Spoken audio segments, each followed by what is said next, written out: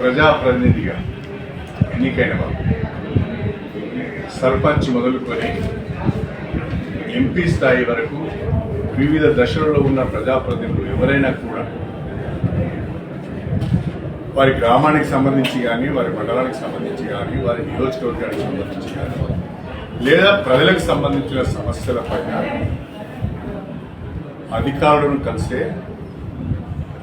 అవకాశం ఉంది. తహసీల్దార్ని కలుస్తాము, ఆర్డీఓని కలుస్తాము, కలెక్టర్ని కలుస్తాము, ఎస్ఓడిని కలుస్తాము, సెక్రటరీని కలుస్తాము, పని కాకుంటే మంత్రిని కలుస్తాము, పని కాకుంటే ముఖ్యమంత్రి గారు కలిసి కూడా మనం ఎప్పటికప్పుడు నివేదిస్తుంటాం. విజ్ఞాపన పత్రాలు, వినతి పత్రాలు ఇస్తుంటాం. అది ప్రజాప్రతినిధులకు ఉన్న ఒక ప్రాథమిక హక్కు. ఇవాళ ఒక ఎమ్మెల్సీ కానీ, ఒక ఎంపీ కానీ, ఒక ఎమ్మెల్యే కానీ వాళ్ళకి పరిధులు లేవు. ఎవరి దగ్గరికైనా వెళ్ళొచ్చు, వినతి పత్రం ఇవ్వచ్చు, సమస్య వారికి తీసుకురావచ్చు. అదే పద్ధతిలో ఆ ప్రోటోకాల్కు లోబడే స్టేషన్ గన్పూర్ నియోజకవర్గానికి సంబంధించిన చీపూరు, జీడికల్లు, నవాబ్పేట, మన మల్లన్నగుట్ట, మల్లికుదుర్ల, గట్టుమల్లన్న, తిరుమలనాథ స్వామి టెంపుల్, ఈ 5 దేవాలయాలకు సంబంధించిన చైర్మన్లను కూడా నా వెంట తీసుకొని కమిషనర్ గారు ఎండోమెంట్స్ యొక్క టైం తీసుకొని మా ఆలయాల అభివృద్ధి పైన మీతో మాట్లాడవలసిన అవసరం లేదు, టైం తీసుకుని వెళ్ళి వారి ఆఫీస్కి నేను వెళ్ళాను. వారి ఆఫీస్కి నేను వెళ్ళి ఆలయాల వారిగా వారికి మా చైర్మన్లతో రిప్రజెంటేషన్ ఇప్పించాను. ఇప్పించినప్పుడు వారు ఒక మాట అన్నారు, దేవాలయ శాఖ దగ్గర నిధులు ఎక్కువ లేవు, కొంచెం మాకు కూడా ఇబ్బందిగా ఉంది అంటే నేను అప్పుడు ఏం చెప్పానంటే, ప్రతి దేవాలయంలో అత్యవసరంగా చేపట్టవలసిన పనులు ఏమున్నాయో మీరు గుర్తించి ఎస్టిమేట్స్ తయారు చేసి నాకు ఇవ్వండి, నేను ముఖ్యమంత్రి గారి దగ్గరికి వెళ్ళి కొన్ని నిధులు తెచ్చుకునే ప్రయత్నం చేస్తానని చెప్పాను.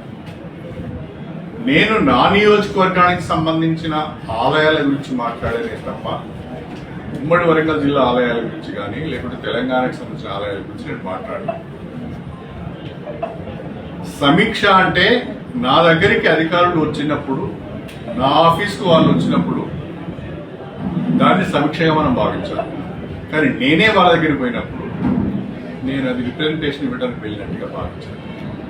ఇది అవగాహన లోపమే తప్ప మరొకటి కాదు. సమీక్షకు సమస్యల పైన అధికారుల దగ్గరికి వెళ్ళి వినతి పత్రం ఇవ్వడానికి తేడా చాలా ఉంటుంది. మీరు కూడా అప్పుడప్పుడు మీ వ్యక్తిగత హోదాలలో కూడా వెళ్ళి అధికారులను కలుస్తూ ఉంటారు. నేను గన్పూర్ ఎమ్మెల్యేగా నాకు చెప్పకుండా మీరు ఎట్లా పోయిలేనా అనగలుగుతాను. ఒక సర్పంచ్ కానీ, ఒక ఎంపీపీ కానీ, ఒక సింగిల్ విండో చైర్మన్ కానీ నాకు తెలియకుండా చాలామంది మా మున్సిపల్ చైర్మన్ గారు కానీ ఎవరైనా కూడా వారికి సంబంధించిన సమస్య పైన వారు వెళ్ళి అధికారులు కలిసే అవకాశం ఉంది. నాకు చెప్పకుండా మీరు ఎట్లా వెళ్ళారు, నా నియోజకవర్గంలో నా పరిధి, నా అధికారం దాటి మీరు ఎట్లా వెళ్ళారు అని మనం అనలేము. అంతేకాకుండా రాజ్యాంగం ప్రకారం, బిజినెస్ రూల్స్ ప్రకారం సమీక్ష మంత్రులు మాత్రమే చేయగలుగుతారు, లేదా క్యాబినెట్ ర్యాంకు ఉన్న వ్యక్తులు మాత్రమే చేయగలుగుతారు.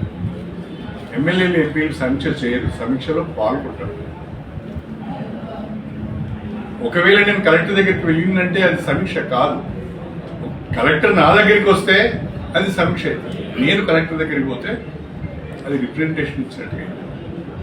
నేను నా నియోజకవర్గ ఆలయాల అభివృద్ధి గురించి, వాటి రిపేర్స్ గురించి, వాటి రెనోవేషన్స్ గురించి అర్చకులు లేరు, ఈవోలు లేరు, ఇవి కొంచెం చూడండి అని చెప్పడానికి మాత్రమే కమిషన్ దగ్గరికి వెళ్ళడం తప్ప మొత్తము శాఖ పైన సమీక్ష నేను ఎలా చేస్తాను, నాకేమీ అధికారం ఉన్నది. అలా అనుకోవడానికి కూడా అవకాశం లేదు, అలా అర్థం చేసుకోవడానికి కూడా అవకాశం లేదు. తప్పుగా అర్థం చేసుకున్నాం అనేది నా అభిప్రాయం. తర్వాత ఏదో పేపర్లో చాలా విషయాలు వచ్చినాయి. ఏదో ఎవరు కోరిపోయి సీఎం గారికి రాశారు, ఇంకెవరికి రాశారు, వివరణ అడగాలని అన్నారు. అసలు నేను తప్పే చేయలేదు. వివరణ ఇచ్చే ప్రసక్తి ఎక్కడి నుంచి వస్తుంది? నేను ఒక యాజ్ ఏ ప్రజాప్రతినిధిగా నా నియోజకవర్గ సమస్యలను అధికారుల దృష్టికి తీసుకెళ్ళడానికి మాత్రమే వెళ్ళాను నేను.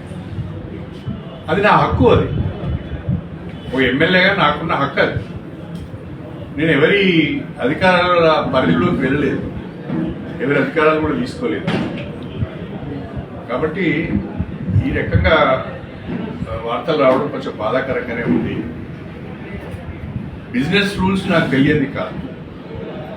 ఇన్నేళ్ల రాజకీయంలో చాలా బిజినెస్ రూల్స్ తెలుసు, చాలా క్రమశిక్షణతో కూడా ఉంటాను నేను. ప్రోటోకాల్ కూడా